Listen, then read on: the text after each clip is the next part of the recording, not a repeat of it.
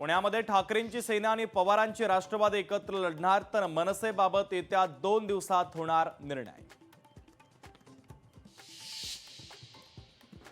बीएमसीसाठी भाजप आणि शिवसेनेमध्ये एकमत, 150 जागांवर एकमत। पुढील 2 ते 4 दिवसात उर्वरित जागांवर होणार निर्णय।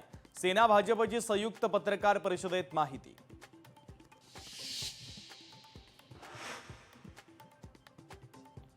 नवाब मलिकांच्या नेतृत्वातील राष्ट्रवादी सोबत देणं घेणं नाही, अमित साटम यांचं पत्रकार परिषदेत मोठं विधान।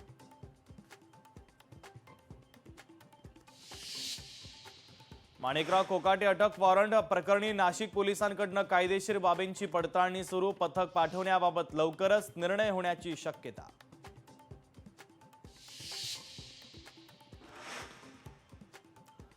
पुणे काँग्रेसच्या मुलाखतीदरम्यान गद्दार लोकांना पक्षानं तिकीट देऊ नये, काँग्रेसच्या कार्यकर्त्यांनी अडवला सूर। चांदीच्या दरात पुन्हा मोठा उच्चांक, चांदीच्या दरात 2 दिवसात 10,000 रुपयांची वाढ।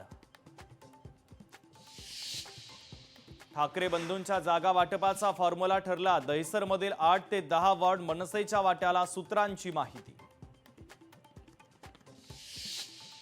विधान परिषदेतही काँग्रेसचं विरोधी पक्षनेतेपद धोक्यात, विरोधी पक्षनेते पदासाठी एका पक्षाकडे किमान 8 आमदार आवश्यक, प्रज्ञा सातव यांच्या राजीनाम्यामुळे काँग्रेस अडचणीत।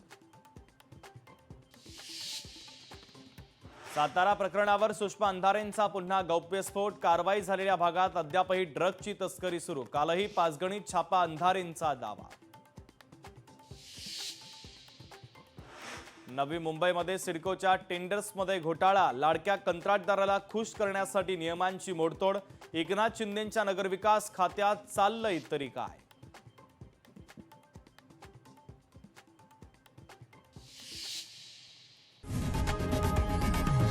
लोकशाही मराठी ऐका, पहा, जागरूक रहा।